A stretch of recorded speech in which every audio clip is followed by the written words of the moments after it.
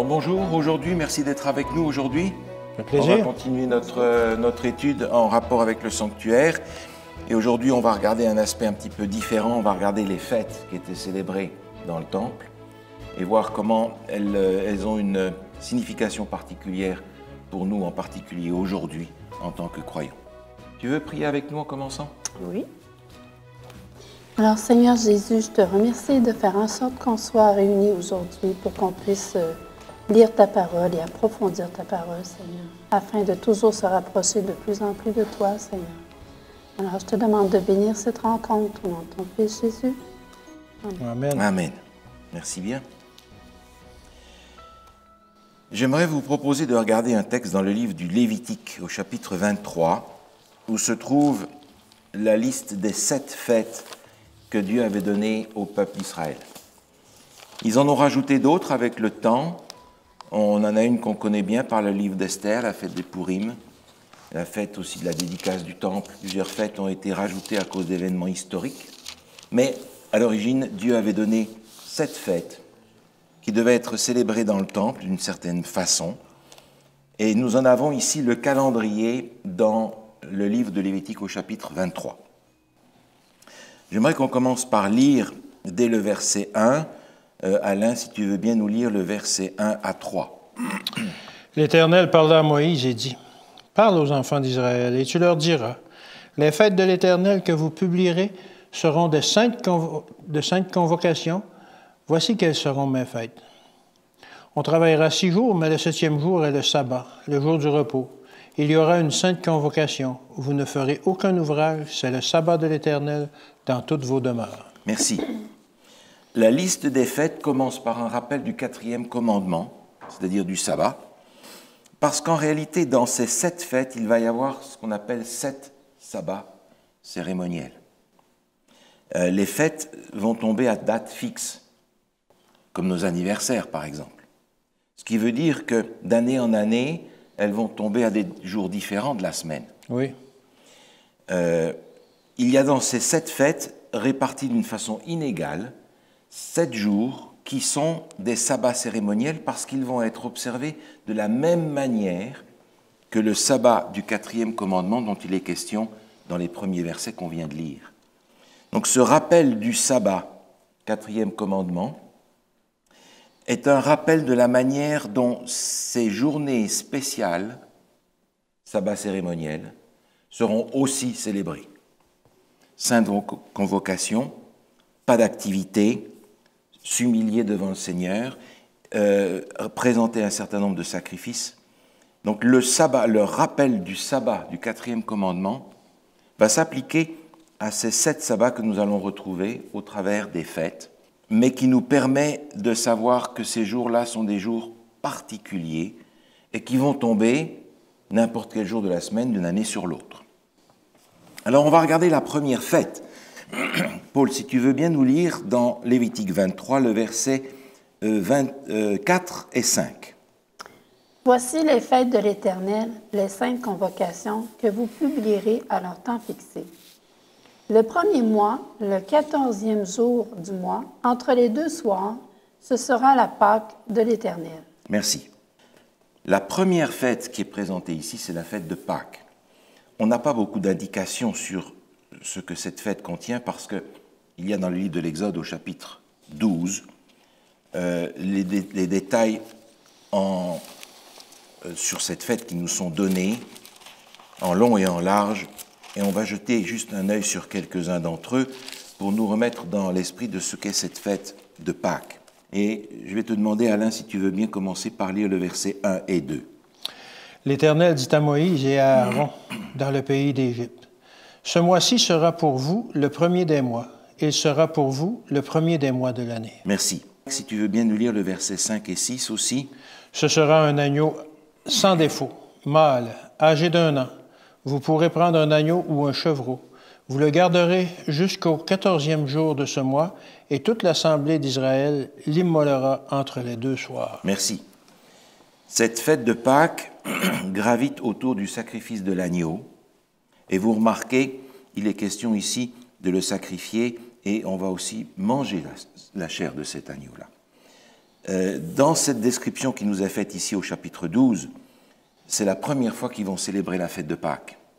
Et vous vous souvenez dans quel contexte ils vont célébrer ça pour la toute première fois? Oui, absolument. C'est la veille de leur sortie du pays d'Égypte. C'est juste au moment, juste avant de partir. Et certaines prescriptions leur avaient été données en rapport avec ça. Paul, tu voudrais nous lire la suite, si tu veux bien. On va lire le verset 7 et 8 et 9. 7, 8, 9. On prendra de son sang et on en mettra sur les 2 poteaux et sur le linteau de la porte des maisons où on le mangera. Cette même nuit, on en mangera la chair, rôtie au feu. On la mangera avec des pains sans levain et des herbes amères. Vous ne le mangerez point à demi-cuit et bouilli dans l'eau, mais il sera rôti au feu avec la tête, les jambes et l'intérieur. Merci. C'est donc un sacrifice auquel tout le monde va participer. Et vous vous souvenez, il y avait cette prescription de mettre le sang sur les linteaux de la porte. Oui. Parce que cette première fête de Pâques était en lien direct avec la 10e plaie d'Égypte. Oui. 10e plaie d'Égypte où les premiers-nés allaient mourir s'ils n'étaient pas sous le signe du sang. Donc ils vont mettre du sang sur les linteaux des portes et tous ceux qui sont à l'intérieur seront placés sous le signe de ce sang protecteur. Un peu plus loin dans le texte, au verset 13, par exemple, il nous est dit « Le sang vous servira de signe sur les maisons où vous serez. Je verrai le sang et je passerai par-dessus vous. Et il n'y aura point de plaie qui vous détruise quand je frapperai le pays d'Égypte. Je passerai par-dessus vous. » C'est ce qui a donné l'expression de Pâques, et en anglais « Passover ». L'ange destructeur qui va donc tuer les premiers-nés, parce que Pharaon ne veut pas laisser partir son peuple. Dans les maisons hébreux, ils seront protégés parce qu'ils auront placé le sang, et l'ange va passer au-dessus d'eux. Ils ne seront pas donc victimes de cette plaie.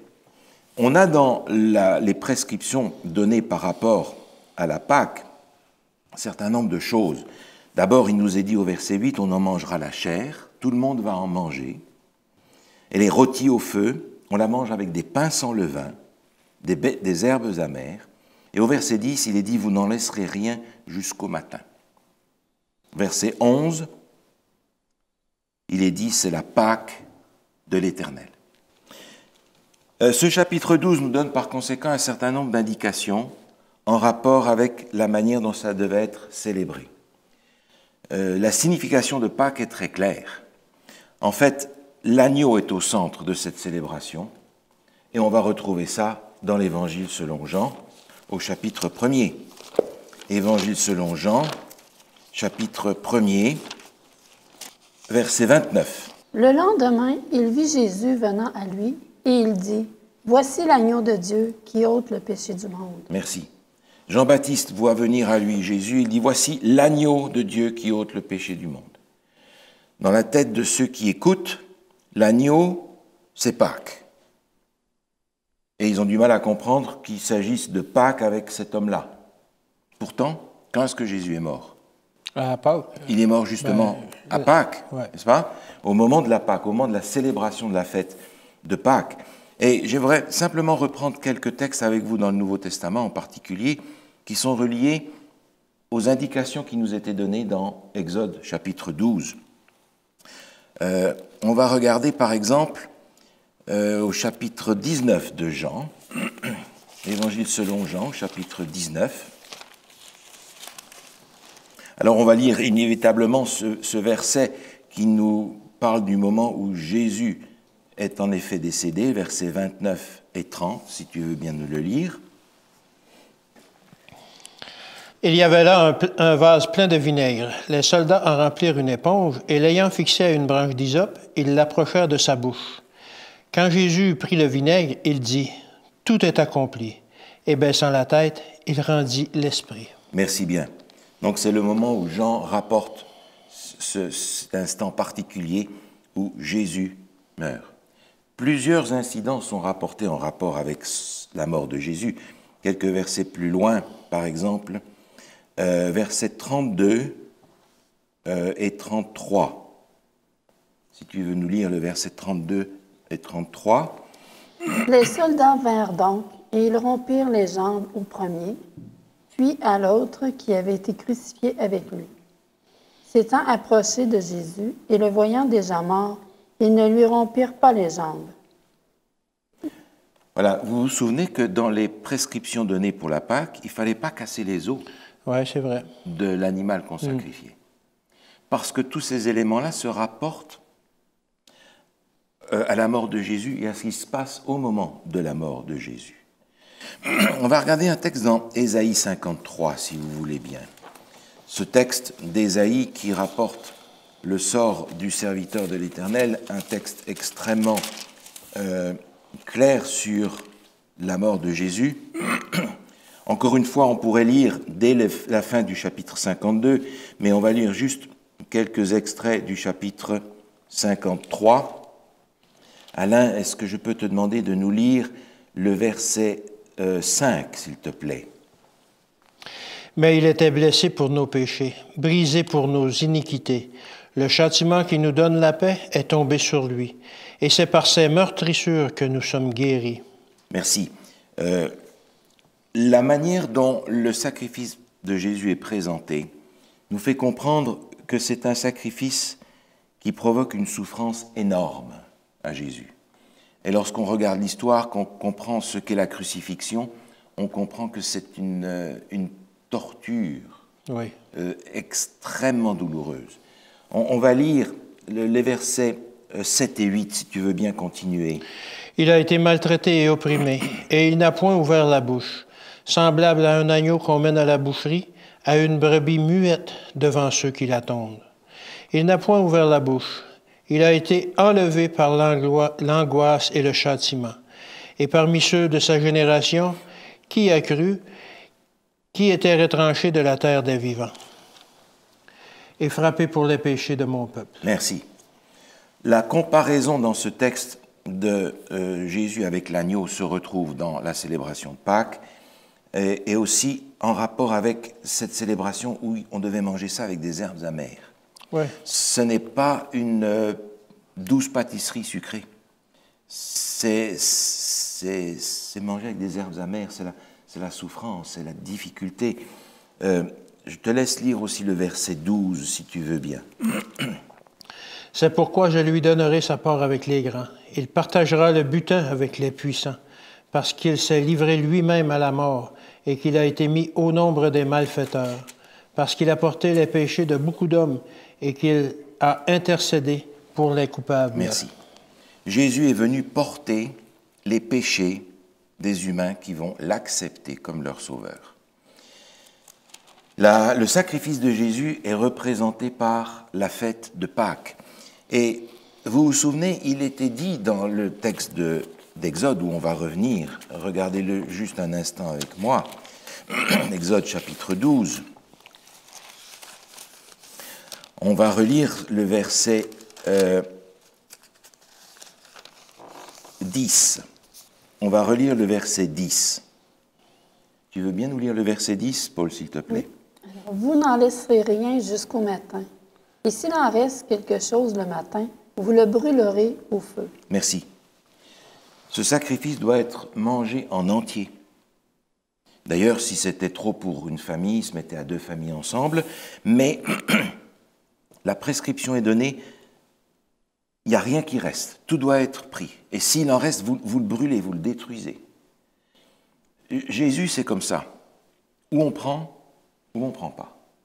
Ou on accepte ce qu'il nous offre, mais on ne peut pas le prendre en partie. Et les disciples ont réagi de cette façon-là aussi. J'aime ce texte qui est dans l'évangile de Luc au chapitre 5, qui traduit cette mentalité-là. Évangile selon Luc au chapitre 5, on a ici l'appel des disciples. Et je vais te laisser lire, Alain, dans Luc chapitre 5, le verset 10 et 11. Il en était de même de Jacques et de Jean, fils de Zébédée, les associés de Simon. Alors Jésus dit à Simon, « Ne crains point, désormais tu seras pêcheur d'hommes. » Et ayant ramené les barques à terre, ils laissèrent tout et le suivirent. Ils laissèrent tout et le suivirent. Il y a un engagement total envers Jésus qui a appelé. De la même manière, aujourd'hui, Jésus nous appelle aussi à bénéficier de son sacrifice. Et on ne peut pas en prendre une partie, celle qui nous arrange, et laisser le reste. Ou on prend le plan du salut en Jésus, ou on ne le prend pas. Tout doit être mangé. Et dans cette célébration, effectivement, toute la famille était amenée à manger. C'était aussi quelque chose de personnel. Chacun bénéficiait de ce sacrifice-là. Alors, on est dans Lévitique chapitre 23, où on a la liste de ces 7 fêtes. Je reviens avec vous dans Lévitique 23, au verset 5, il était question donc de cette première fête de Pâques. On va simplement mettre la ligne du temps.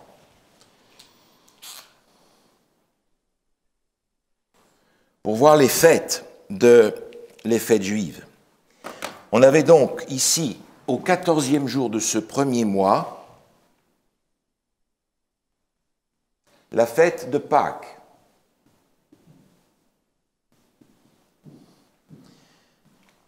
Maintenant, Ce n'était pas le 14 janvier. Alors non, ce n'était pas le 14 janvier. En fait, on va arriver, quand on sera dans les fêtes d'automne, à leur 1er janvier. Parce qu'ils ont en réalité la même chose que ce que nous avons aujourd'hui. Par exemple, nous avons l'année civile qui commence le 1er janvier et qui se termine le 31 décembre. Oui. Mais on a aussi une autre année, je pense par exemple à l'année scolaire, OK. qui est inclue dans l'autre. Oui. L'année scolaire, elle va commencer, mettons, 1er septembre, fin août, puis elle va se finir fin juin. Alors, de la même manière, à ce moment-là, il y a l'année civile, j'allais dire, qui va commencer à Rosh Hashanah, la tête de l'année, la fête des trompettes, et qui va aller jusqu'à l'année suivante. Mais à l'intérieur de ça, il y a l'année religieuse, qui va comporter les 7 fêtes qu'on va regarder ensemble. OK. Donc il y a deux années qui se chevauchent, l'année civile et l'année religieuse. L'année religieuse est inclue dans l'autre. Alors on va regarder la deuxième fête maintenant.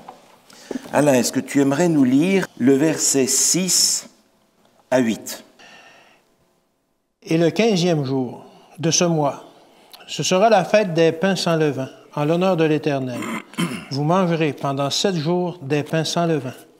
Le premier jour, vous aurez une sainte convocation, vous ne ferez aucune œuvre servile, vous offrirez à l'Éternel pendant 7 jours des sacrifices consommés par le feu. Le 7e jour, il y aura une sainte convocation, vous ne ferez aucune œuvre servile. Merci.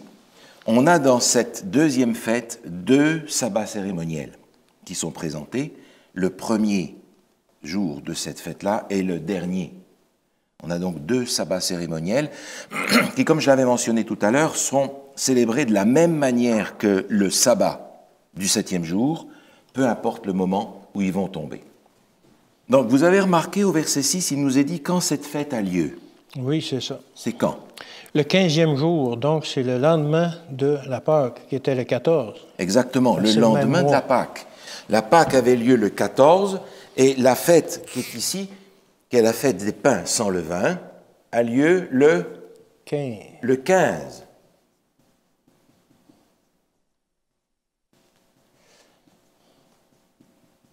C'est-à-dire exactement le lendemain.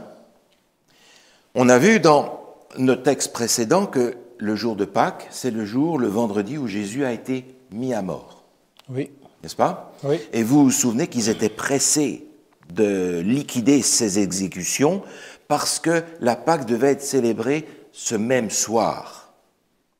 C'est pour ça qu'ils ont voulu briser les jambes des condamnés pour faire avancer leur mort. Jésus était déjà mort. Quand on y pense, c'est incroyable. Jésus vient, il est le sacrifice, il est l'agneau de Dieu, et il se dépêche de crucifier Jésus pour pouvoir aller célébrer la Pâque. Il se dépêche de crucifier le vrai sacrifice pour aller faire le rituel. Le rituel. Faire le rituel. Et le lendemain, il nous apprend que c'est la fête des pains sans levain. Maintenant, dans les Écritures, souvent l'expression fête des pains sans levain va inclure plusieurs fêtes en même temps, parce que toutes ces fêtes-là étaient célébrées avec du pain sans levain. Dans l'indication de Pâques, on avait déjà cette prescription du pain sans levain. Il fallait faire le grand ménage, enlever toutes les formes de levure, de moisissure, etc. Parce que la levure représente le levain. Le péché. Ça représente le péché. Donc il fallait éliminer tout ça de leur maison pour pouvoir célébrer ces fêtes-là. Maintenant, Jésus est mort le vendredi. Qu'est-ce qui s'est passé le lendemain? Le lendemain, c'était le sabbat. Le lendemain, c'était le sabbat. Et Jésus était où? Dans la tombe. Jésus était dans la tombe. C'était le jour du repos aussi. Jésus était dans le repos de la mort ce jour-là. Et on apprend que cette fête des pains sans levain va se célébrer pendant 7 jours, mais le premier jour est un sabbat cérémoniel. Alors, on va prendre l'évangile de Jean, justement, au chapitre 19, où il nous est rapporté cette journée où Jésus a été mis à mort. Et on va lire dans Jean chapitre 19 le verset 31. Tu veux bien nous lire ça, Paul? Dans la crainte que les corps ne restassent sur la croix pendant le sabbat, car c'était la préparation, et ce jour de sabbat est un grand jour, les Juifs demandèrent à Pilate qu'on rompît les jambes aux crucifiés et qu'on les enlevât. Merci. Il nous est dit ici que Jésus a donc été crucifié avant le sabbat.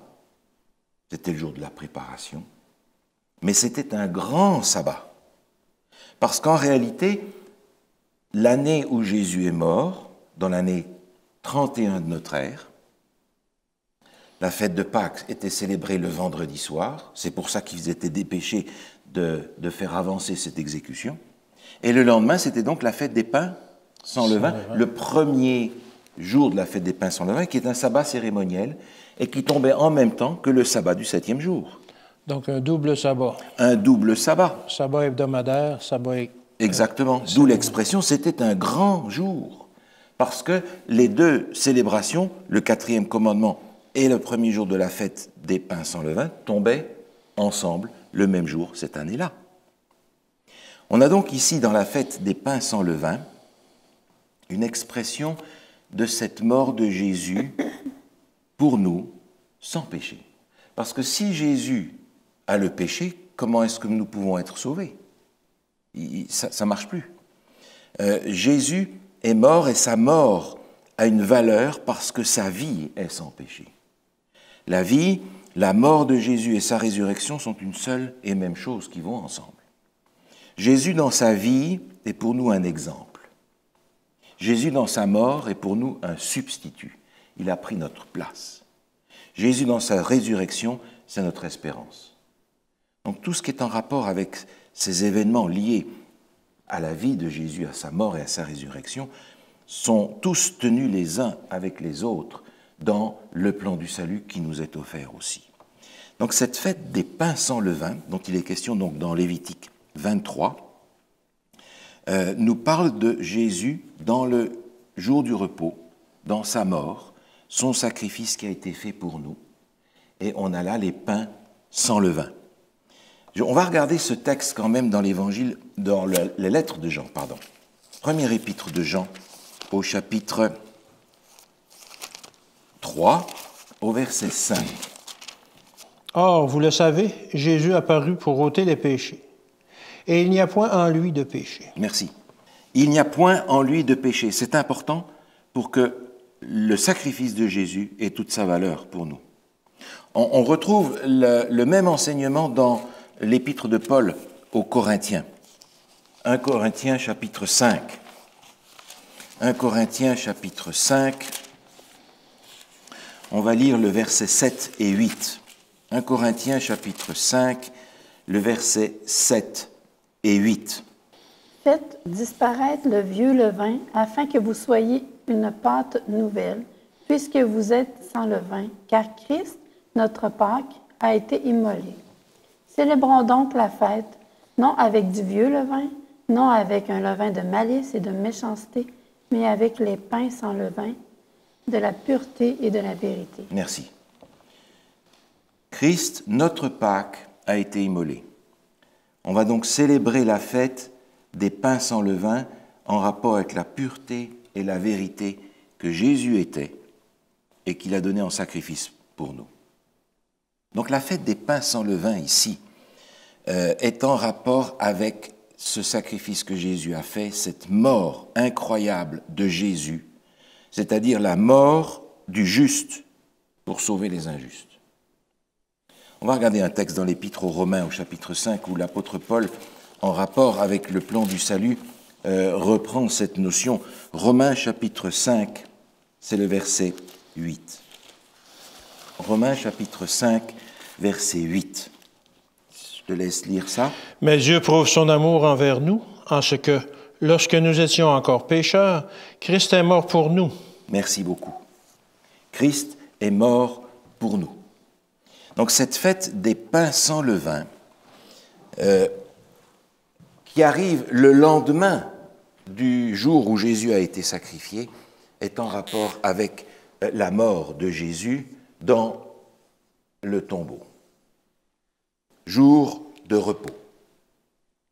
Le 14, le 15. Maintenant, la fête suivante nous est présentée encore dans Lévitique 23. On va retourner dans Lévitique 23 pour voir le texte qui nous parle de la fête suivante. Il y a au printemps 4 fêtes. Et en automne, il y en aura 3. On va regarder aujourd'hui les 4 fêtes du printemps. On va lire, si vous voulez bien, encore une fois dans Lévitique 23, les versets 10 à 13. 10 à 13. Tu veux bien nous lire ça, s'il te plaît? Parle aux enfants d'Israël et tu leur diras, quand vous serez entrés dans le pays que je vous donne et que vous y ferez la moisson, vous apporterez au sacrificateur une gerbe, prémisse de votre moisson. Il agitera du côté et d'autre la gerbe devant l'Éternel, afin qu'elle soit agréée. Le sacrificateur l'agitera de côté et d'autre le lendemain du sabbat. Le jour où vous agiterez la gerbe, vous offrirez en holocauste à l'Éternel un agneau d'1 an sans défaut. Vous y joindrez une offrande de 2/10 de fleurs de farine pétrie à l'huile, comme offrande consumée par le feu, d'une agréable odeur à l'Éternel, et vous ferez une libation d'1 quart de hin de vin. Merci. D'autres prescriptions sont encore données dans les versets qui suivent, mais on a ici une indication du moment où cette fête doit être célébrée. Le lendemain du sabbat. Par conséquent, du premier sabbat. Oui. Des 2 qui sont là. Ce qui veut dire que cette fête, qui est la fête des prémices, est célébrée le lendemain de la fête des pains sans levain. Donc le 16. Donc le 16. La fête des prémices. Qu'est-ce que c'est que les prémices? C'est les premiers fruits qui avaient été récoltés, les premières gerbes. Justement, on présente une gerbe. Là. C'est la moisson de l'orge à ce moment-là. Et avant de pouvoir récolter pour soi, on va prendre une gerbe qu'on va apporter au temple et présenter à Dieu en action de reconnaissance pour la moisson qu'il donne. On est toujours, vous avez remarqué, dans la fête des pains sans levain. Oui, qui dure 7 jours. Par conséquent, on est toujours dans cet esprit, Jésus, pain sans levain. Mais alors, on va lire ces textes, bien entendu, on va lire ce texte dans 1 Corinthiens chapitre 15, où le lien est directement fait avec Jésus. 1 Corinthiens chapitre 15, les versets 16 à 20. Car si les morts ne ressuscitent point, Christ non plus n'est pas ressuscité. Et si Christ n'est pas ressuscité, votre foi est vaine. Vous êtes encore dans vos péchés. Et par conséquent, aussi ceux qui sont morts en Christ sont perdus. Si c'est dans cette vie seulement que nous espérons en Christ, Nous sommes les plus malheureux de tous les hommes. Mais maintenant, Christ est ressuscité des morts. Il est les prémices de ceux qui sont morts. Il est ressuscité, il est les prémices de ceux qui sont morts. On va regarder ce texte quand même dans l'Évangile, Matthieu chapitre 28, pour mettre les morceaux ensemble. Matthieu chapitre 28. On va lire, tu vas nous lire, si tu veux bien, les versets 1 à 7. Après le sabbat, à l'aube du premier jour de la semaine, Marie de Magdala et l'autre Marie allèrent voir le sépulcre. Et voici, il y eut un grand tremblement de terre, car un ange du Seigneur descendit du ciel, vint rouler la pierre et s'assit dessus. Son aspect était comme l'éclair et son vêtement blanc comme la neige. Les gardes tremblèrent de peur et devinrent comme morts. Mais l'ange prit la parole et dit aux femmes, « Pour vous, ne craignez pas, car je sais que vous cherchez Jésus qui a été crucifié. Il n'est point ici, il est ressuscité, comme il l'avait dit. Venez, voyez le lieu où il était couché, et allez promptement dire à ses disciples qu'il est ressuscité des morts. Et voici, il vous précède en Galilée, c'est là que vous le verrez. Voici, je vous l'ai dit. » Merci. Les anges ici, l'ange va donner cette information à Marie et à celles qui viennent là au sépulcre pour faire ce qu'elles n'ont pas pu terminer comme travail pour la sépulture de Jésus. Et l'ange va lui dire, il n'est pas ici, il est ressuscité. Allez donc donner cette bonne nouvelle aux autres, aux disciples. Jésus est présenté dans l'Épître aux Corinthiens comme les prémices de ceux qui sont morts. Il est le premier-né d'entre les morts. On va retrouver ce texte dans l'Épître aux Colossiens, chapitre 1. Épître aux Colossiens, chapitre 1, le verset 18. Il est la tête du corps de l'Église. Il est le commencement, le premier-né d'entre les morts, afin d'être en tout le premier. Merci. Est-ce que Jésus est le premier qui a été ressuscité? Historiquement, non. Non. Il y en a eu d'autres qui ont été ressuscités, mais on pourrait dire que ressuscité de cette résurrection-là, il y en a eu un, en tout cas avant lui. Lazare? Moïse. Moïse aussi, oui. Parce que Lazare est mort de nouveau. Oui, OK. Je comprends. De cette résurrection-là, c'est-à-dire pour la vie éternelle. Exact. Jésus n'est pas le premier historiquement. Mais si Jésus n'était pas ressuscité, comme on l'a vu dans Corinthiens, personne ne pourrait être ressuscité.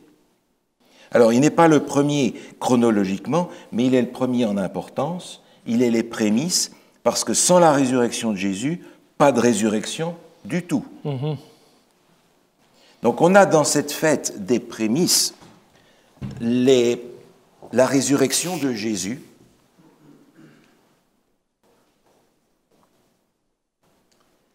qui est le lendemain du sabbat où Jésus a passé dans le tombeau. 3 fêtes qui se succèdent l'une après l'autre et qui sont directement liées à un événement crucial, c'est le cas de le dire, dans la vie de Jésus. Sa mort, son sacrifice, sa mort et sa résurrection. Ces 3 fêtes qui se succèdent juste un jour après l'autre portent les yeux sur Jésus et sur son sacrifice. Mais ce n'est pas fini, parce qu'on a encore une autre fête au printemps qui va arriver un petit peu plus tard et que nous allons regarder et qui est aussi en rapport directement avec la promesse de Jésus. C'est la fête que l'on trouve dans Lévitique 23. Si tu veux bien nous lire, Alain, les versets 15 à 17. Depuis le lendemain du sabbat, du jour où vous apporterez la gerbe pour être agitée de côté et d'autre, vous compterez 7 semaines entières. Vous compterez 50 jours jusqu'au lendemain du 7e sabbat. Et vous ferez à l'Éternel une offrande nouvelle. Vous apporterez de vos demeures 2 pains pour qu'ils soient agités de côté et d'autre. Ils seront faits avec 2 dixièmes de fleur de farine et cuits avec du levain. Ce sont les prémices à l'Éternel. On a ici une fête qui est appelée la fête des semaines parce qu'elle a lieu 7 semaines après Pâques. 7 semaines, ça fait combien de temps, ça? 49 jours. Voilà, vous compterez 50 jours. Donc cette fête-là, la fête des semaines, a lieu 50 jours après Pâques. 50 jours parce qu'on inclut le sabbat avant. Oui, c'est ça. Quand on fait le calcul et qu'on va dans l'Ancien Testament, qu'on regarde le parcours du peuple d'Israël, lorsqu'il est sorti d'Égypte, on se rend compte qu'effectivement, 50 jours après la Pâque, le peuple de Dieu se trouve au pied du mont Sinaï. Qu'est-ce qu'ils vont recevoir à ce moment-là? La loi. Ils vont recevoir la loi. Moïse va apporter à ce peuple le texte des 10 commandements, qui est le texte de cette alliance que Dieu va faire avec le peuple. Et par conséquent, la fête des semaines est pour le peuple hébreu la célébration de la réception de la loi, qui a lieu à ce moment-là. Maintenant, il y a quelque chose d'intéressant ici, c'est qu'il nous est dit au verset 17, « Vous apporterez de vos demeures 2 pains pour qu'ils soient agités de côté et d'autre. » Ce sont donc des prémices qui sont apportés, mais ils sont cuits avec de la farine et avec du levain. Oui. On n'est plus dans le contexte du sans levain. Alors, on va simplement réfléchir. Lorsqu'on parlait de pain sans levain, ce pain sans levain était attaché à qui? À Jésus. À Jésus, sans péché. Maintenant qu'on a du pain avec levain, est-ce que ça représente Jésus? Non. Ça représente qui alors? Le levain il est inclus. Là. Le levain est inclus, donc il y a le péché Oui. dans ceux qui sont représentés par ces pains, qui sont aussi des prémices. On n'a plus affaire à Jésus par rapport aux pains qui sont là. OK. On a affaire à des pécheurs, parce qu'il y a le levain en eux. Oui. Mais ce sont aussi des premiers fruits. Mm-hmm. Alors cette fête des pains levés, la fête des semaines, on la connaît sous un autre nom, la Pentecôte, Penta 50, qui arrive 50 jours après Pâques, et qui a aussi une signification particulière quand on lit le livre des Actes, Actes chapitre 2. Dans le livre des Actes au chapitre 2, on a le récit de ce qui se passe au moment de la Pentecôte, l'année où Jésus a été crucifié. Actes chapitre 2, on a ici cet événement qui est rapporté. Vous vous souvenez que le Saint-Esprit va se manifester d'une façon particulière. Alain, est-ce que tu veux bien nous lire, si tu veux, le verset 1 et 2 pour commencer? Le jour de la Pentecôte, ils étaient tous ensemble dans le même lieu. Tout à coup, il vint du ciel un bruit comme celui d'un vent impétueux, et il remplit toute la maison où ils étaient assis. Merci. Ces gens qui ont passé là plus d'un mois après la crucifixion vont recevoir à froid cette prédication-là et vont réagir à ça. Et la réaction de ces gens nous est donnée au verset 37 et 38 de Acte 2. Si tu veux bien nous le lire, s'il te plaît. Après avoir entendu ce discours, ils eurent le cœur vivement touché. Ils dirent à Pierre et aux autres apôtres, « Hommes, frères, que ferons-nous? » Pierre leur dit, « Repentez-vous et que chacun de vous soit baptisé au nom de Jésus-Christ pour le pardon de vos péchés, et vous recevrez le don du Saint-Esprit. » Merci. Ils ont donc réagi positivement en disant, « Mais qu'est-ce qu'on peut faire maintenant? » En fait, rien. Recevez le don que Jésus a fait et soyez baptisés en son nom. Maintenant, l'histoire continue par conséquent. Alain, tu veux bien nous lire les versets 39 à 41? Car la promesse est pour vous, pour vos enfants et pour tous ceux qui sont au loin, en aussi grand nombre que le Seigneur notre Dieu les appellera. Et par plusieurs autres paroles, il les conjurait et les exhortait, disant, « Sauvez-vous de cette génération perverse. » Ceux qui acceptèrent sa parole furent baptisés, et en ce jour-là, le nombre des disciples s'augmenta d'environ 3000 âmes. 3000 personnes ont été baptisées ce jour-là. Des prémices? Prémices. Alors on comprend qu'il s'agit ici des prémices, parce que Ce sont ces 3000 personnes qui vont constituer les prémices de l'Église. De l'Église, oui. Alors, on a ici la semaine, la fête des semaines, qui va avoir lieu 50 jours après Pâques. Après Pâques. La fête des semaines est intéressante parce que les prémices qui sont présentées là sont présentées par des pains levés. Parce qu'effectivement, ces gens qui sont baptisés sont tous des pécheurs. Et ce n'est pas simplement, la promesse n'est pas simplement pour ces gens-là, nous dit le texte, mais pour tous ceux qui, au loin, vont recevoir Jésus comme leur sauveur. Cette promesse, c'est aussi la nôtre. L'Église va commencer ici.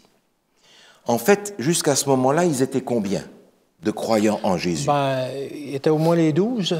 12. Plus les maris et la mère. Plus les autres, peut-être 120 maximum. Ouais. Vous vous souvenez, il y avait les disciples d'Emmaüs, il y en avait un certain nombre. Probablement les 120 qu'on retrouve un petit peu après, mais c'est pas beaucoup. Non. Mais de 120, on va passer à 3000. On a ici les premiers fruits de ce qui va être l'Église. Parce que le Saint-Esprit s'est manifesté et le Saint-Esprit a agi dans le cœur de ces gens pour les amener à la repentance, à la conversion et au baptême. Il est intéressant de remarquer les deux célébrations qui sont sur cette fête-là. Lorsque nous parlons, nous, de la Pentecôte, nous pensons d'abord à l'action du Saint-Esprit dans Actes, chapitre 2, et la manière dont le Saint-Esprit a amené ces 3000 personnes à une conversion. Mais il ne faut pas oublier aussi que c'est la célébration du don de la loi. Oui. Par conséquent, les deux choses vont ensemble. Le Saint-Esprit ne va rien faire de différent que de m'amener à comprendre comment vivre la loi. Et vous vous souvenez, dans le texte qu'on avait vu dans notre étude précédente, on s'était rendu compte que dans Ézéchiel, il nous était dit que le Saint-Esprit allait nous aider, nous permettre d'accomplir la loi de Dieu. On ne peut donc pas opposer la loi de Dieu au Saint-Esprit. Je ne peux pas dire, par exemple, le Saint-Esprit ne m'a pas dit de faire ça, donc je ne le fais pas, même si c'est dans les Écritures. Parce que qui a permis l'écriture de la Bible? Le Saint-Esprit. Donc si je ne suis pas prêt à accepter ce que le Saint-Esprit me dit dans les Écritures, pourquoi est-ce qu'il va se manifester différemment pour me répéter ce qu'il a déjà dit et que je ne veux pas accepter? Ouais. N'est-ce pas? Oui. Alors, dans l'action du Saint-Esprit, on a ici cette démarche de Dieu qui amène les prémices de l'Église pour que l'Église puisse démarrer. On a quand même quelque chose d'intéressant dans le texte des prophètes, et j'aimerais prendre un texte dans Joël, au chapitre 2. Joël, chapitre 2.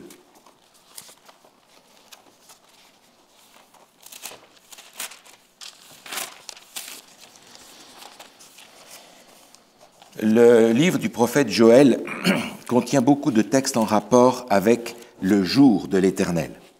On le retrouve à plusieurs endroits, dans le chapitre 1 déjà, au verset 15, dans le chapitre 2, on le retrouve aussi, et on le retrouve bien entendu jusqu'au bout de ce livre. Mais il y a un texte qui m'intéresse particulièrement au chapitre 2, c'est le verset 23 pour commencer.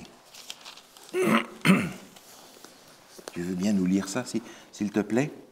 Et vous, enfants de Sion, soyez dans l'allégresse et réjouissez-vous, car l'Éternel, votre Dieu, car il vous donnera la pluie en son temps.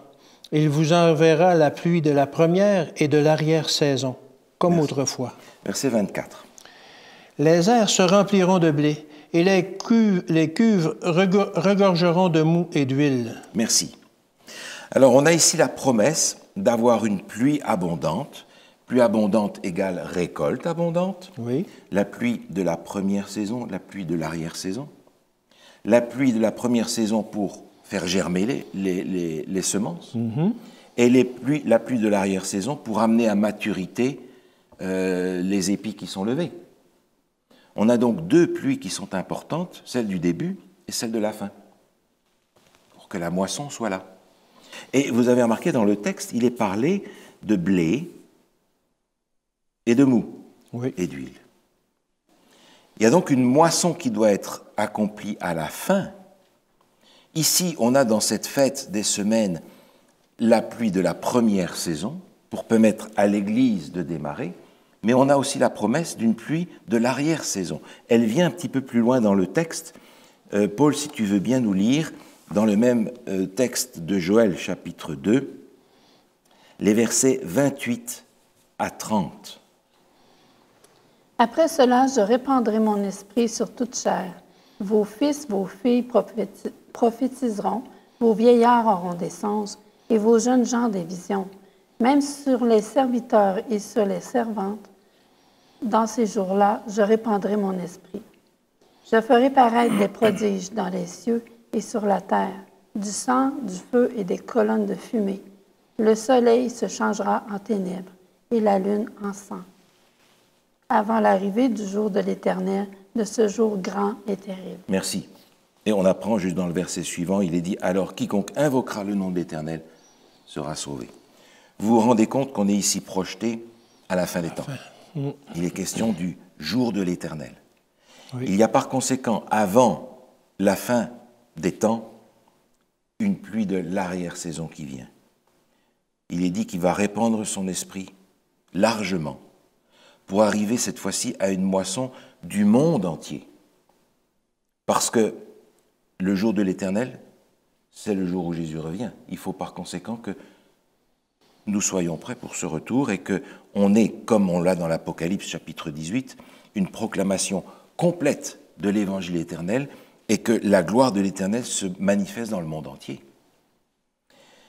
On doit donc s'attendre non seulement à une manifestation du Saint-Esprit au moment de la Pentecôte, pour démarrer l'Église, on doit aussi s'attendre à une manifestation du Saint-Esprit pour achever l'œuvre de l'Église dans le monde, à permettre que toutes les semences de l'Évangile qui ont été semées puissent arriver à maturité pour le jour où Jésus revient. Il y a donc une dimension de cette fête de la Pentecôte qui court jusqu'à la fin des temps et qui nous concerne par conséquent. Aucune conversion ne va se réaliser sans l'action du Saint-Esprit. Mais lorsqu'il va s'agir cette fois-ci de rejoindre le monde entier avant que Jésus revienne, ce n'est pas sur nous qu'il faudra compter pour pouvoir accomplir une conversion. Qu'est-ce que nous pouvons faire? Nous-mêmes, nous nous sommes convertis grâce à l'action du Saint-Esprit en nous. Il faudra donc que le Saint-Esprit nous utilise selon sa sagesse, sa grâce, pour que l'Évangile soit annoncé dans le monde entier et que la dernière moisson du monde puisse se faire. Lorsque on lit dans le livre de l'Apocalypse au chapitre 14, le texte qui nous parle du retour de Jésus, il est question de Jésus qui vient et qui a sa faucille à la main pour prendre dans ses greniers le blé. Mais qui a aussi une faucille pour moissonner et vendanger. Il y a donc par conséquent à la fin une moisson, ceux qui sont sauvés, mais aussi ceux qui ne le sont pas. Nous avons reçu cette promesse du Saint-Esprit, la promesse que Dieu va nous donner cette puissance d'en haut pour changer notre caractère, changer nos vies, nous permettre de vivre sa loi. Elle est à notre disposition aujourd'hui aussi. Et je crois que c'est essentiel que nous en bénéficions aussi aujourd'hui, pour être prêts quand Jésus va revenir. On a donc dans Lévitique 23, où on était tout à l'heure, 4 fêtes qui sont les fêtes du printemps. Et vous avez remarqué, ces 4 fêtes du printemps sont 4 fêtes qui sont en rapport ici directement avec la première venue de Jésus. Parce que Jésus avait promis qu'il allait envoyer son Saint-Esprit. Restez à Jérusalem. Et quand cette puissance du Saint-Esprit vous sera donnée, allez partout jusqu'au bout du monde. Ces 4 fêtes-là soulignent le ministère de Jésus dans sa première venue.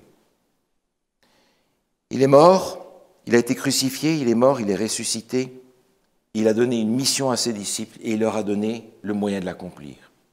Tout pouvoir m'a été donné, disait-il. Et à partir de là, il va envoyer ses disciples. Allez, faites de toutes les nations des disciples, aller jusqu'au bout du monde. Et je serai avec vous. Comment est-ce que Jésus va être avec les disciples qu'il envoie? Par l'Esprit. Par l'action de son Saint-Esprit. On a donc dans la première partie du texte de Lévitique 23, la première partie des fêtes. 4 fêtes en rapport avec la première venue de Jésus. 4 fêtes qui nous enseignent en réalité exactement au jour près ce que Jésus a fait pour nous. La prochaine fois, on va regarder les fêtes de l'automne. Et on peut déjà imaginer dans quelle perspective ces fêtes de l'automne ont été données. Un plan prophétique en réalité. Chaque année religieuse juive était une prophétie concernant Jésus. C'était sans aucun doute plus difficile pour eux de le voir à l'avance. Mais nous qui avons la chance de regarder en arrière, on ne peut pas se permettre de manquer la beauté de ces prophéties qui nous parlent de la première venue de Jésus et qui continuent à mettre Jésus en évidence pour nous. On prie ensemble? Oui. Seigneur notre Dieu, nous te remercions pour ta parole et pour sa richesse. Nous n'en avons regardé que la surface, mais il y a dans ta parole tout ce dont nous avons besoin pour comprendre le ministère de Jésus pour chacun d'entre nous et pour l'attendre avec l'assurance du salut. Seigneur, nous voulons nous remettre entre tes mains, te louer du sacrifice extraordinaire que Jésus a accompli. Et nous nous réjouissons, Seigneur, de pouvoir le rencontrer, le remercier, le louer de ce qu'il a fait pour nous et de pouvoir le faire en personne lorsqu'il reviendra. Prépare-nous pour ce jour, nous t'en prions. Au nom de Jésus. Amen. Amen.